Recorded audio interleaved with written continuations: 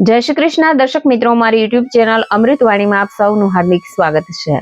આજે આપણે આ વિડીયોમાં સાંભળીશું માં ચંદ્રઘંટાની કથા, પૂજા, વિધિ, મંત્ર અને તેનું મહાત્મય. જો આપને મારો વિડીયો પસંદ આવે તો ચેનલને લાઈક, શેર અને સબસ્ક્રાઇબ કરો, જેથી નવા આવનારા વિડીયોના નોટિફિકેશન તમને મળતા રહે અને મારા વિડીયો આપ સુધી તુરંત પહોંચી શકે. માં ચંદ્રઘંટા દેવી દુર્ગાનું ત્રીજું સ્વરૂપ છે. 8 ભુજાઓ વાળી માતા ચંદ્રઘંટાનું સ્વરૂપ સોના જેવું તેજસ્વી છે અને તેમનું વાહન સિંહ છે. તેમની 8 ભુજાઓમાં કમળ, ધનુષ્ય, બાણ, તલવાર, કમંડળ, ત્રિશૂળ અને ગદા વગેરે શસ્ત્રોથી સુશોભિત છે. તેમના માથા ઉપર રત્ન જડિત મુગટ છે. માં ચંદ્રઘંટા હંમેશા લડાઈની મુદ્રામાં રહે છે અને તંત્ર સાધનામાં મણિપુર ચક્રને નિયંત્રણ કરે છે. માં ચંદ્રઘંટાની પૂજા વિધિ. નવરાત્રીના ત્રીજા દિવસે માં ચંદ્રઘંટાની વિધિવત પૂજા કરવાની પરંપરા છે. આજે સૂર્યોદય પહેલા જાગી જાઓ, તમારા બધા કામ પૂરા કરો ને સ્નાન કરો. પછી જો તમે કળશ રાખ્યો હોય તો તેની યોગ્ય રીતે પૂજા કરો. સાથે અન્ય સ્વરૂપો સાથે માં દુર્ગાની ત્રીજા સ્વરૂપની પણ પૂજા કરો. સૌ પ્રથમ જળ, ફૂલ, માળા, કુમકુમ, સિંદૂર, રોલી, અક્ષત અર્પણ કરો. આ પછી ભોગ ધરાવો. પ્રસાદના ભાગરૂપે કેસરની ખીર અને દૂધમાંથી બનેલી કોઈ પણ મીઠાઈ ચડાવો. આ માતા ચંદ્રઘંટાને ખૂબ જ પ્રિય છે. આ પછી ઘીનો દીવો, ધૂપ પ્રગટાવ્યા પછી ધ્યાન મંત્ર, દુર્ગા ચાલીસા, દુર્ગા સપ્તશતીના પાઠ સાથે આરતી કરો અને અંતમાં ચંદ્રઘંટા કવચ કરો અને ભૂલ માટે માફી માંગો. માં ચંદ્રઘંટાના આ મંત્રોમાં ઘણી શક્તિ છે. ચૈત્ર નવરાત્રીના ત્રીજા દિવસે આ મંત્રોનો જાપ કરો એટલે જીવનમાં સુખ, શાંતિ અને સમૃદ્ધિ રહેશે. પિંડજ પ્રવૃઢા ચંદ્રકોપાસ્ત્ર કેર્યુતા પ્રસાદમ તનુતે મહ્યમ ચંદ્રઘંટિતે વિશ્રુતા વંદે વાંચિત લાભાય ચંદ્રાર્ધકૃત શેખરામ સિંહરૂઢા ચંદ્રઘંટા યશસ્વિનીમ મણિપુર સ્થિતામ તૃતીયા દુર્ગા ત્રિનેત્રામ રંગ, ગદા, ત્રિશૂળ, ચપાચાર, પદ્મ, કમંડલુ, માલા, વરાભિત કરામ યા દેવી સર્વભૂતેષુ માં ચંદ્રઘંટા રૂપેણ સંસ્થિતા નમસ્તસ્યૈ નમસ્તસ્યૈ નમસ્તસ્યૈ નમો નમઃ. માતા ચંદ્રઘંટા દેવી કવચ. માં ચંદ્રઘંટાનો આ કવચ મંત્ર ખૂબ જ શક્તિશાળી છે. ચૈત્ર નવરાત્રીના ત્રીજા દિવસે આ મંત્રનો જાપ કરવાથી તમામ પાપોનો નાશ થાય છે અને જીવનની બાધાઓ દૂર થાય છે. માં ચંદ્રઘંટાનો બીજ મંત્ર છે એમ શ્રીમ શક્તિય નમઃ. તેણી સિંહ ઉપર સવાર હતી અને ભયંકર શસ્ત્રોથી સજ્જ હતી. તે ચંદ્રઘંટા તરીકે ઓળખાય છે અને તે મારા ઉપર કૃપા કરે છે. આ માતાનો મહામંત્ર છે જેનો જાપ પૂજા દરમિયાન કરવાનો છે. આજનો મહામંત્ર: ઓમ નમસ્તસ્યાય નમસ્તસ્યાય નમસ્તસ્યાય નમસ્તસ્યાય નમસ્તસ્યાય નમસ્તસ્યાય નમસ્તસ્યાય નમસ્તસ્યાય નમઃસ્થ્યસ્યાય નમઃ. માં ચંદ્રઘંટાનો ભોગ. શાસ્ત્રો અનુસાર માં દુર્ગાનું ત્રીજું સ્વરૂપ માં ચંદ્રઘંટાનો કેસર, દૂધથી બનેલી મીઠાઈ અથવા ખીરનો ભોગ લાગે છે.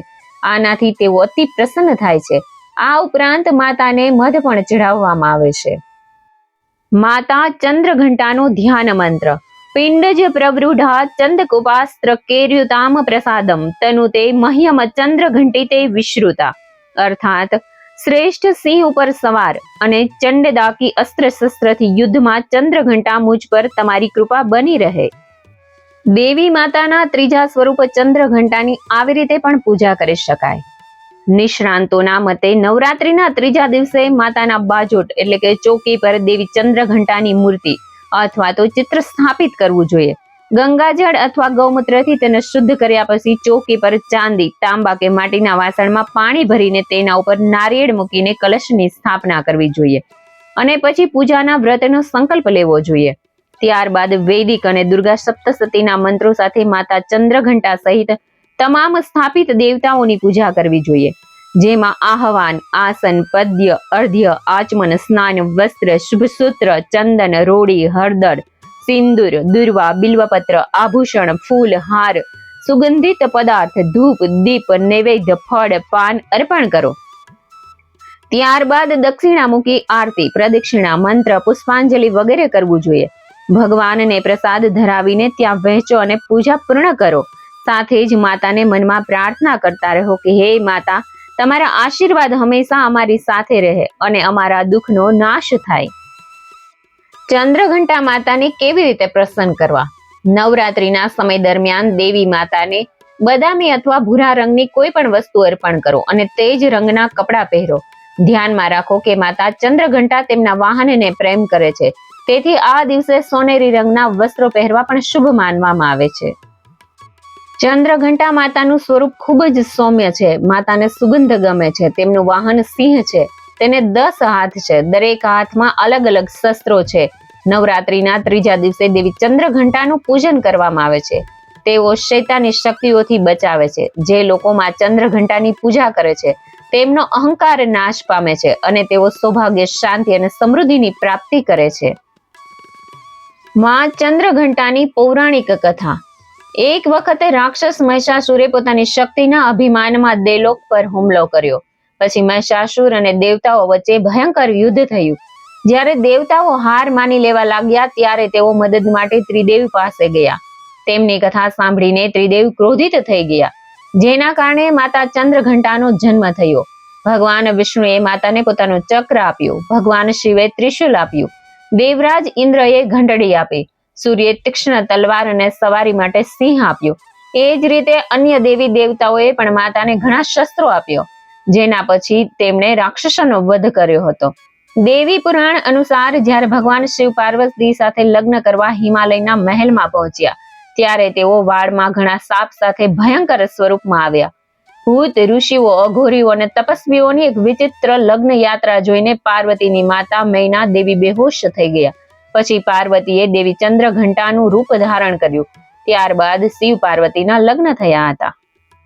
જો આપને મારો વિડીયો પસંદ આવ્યો હોય તો ફ્રેન્ડ્સ અને ફેમિલીમાં જરૂરથી શેર કરજો.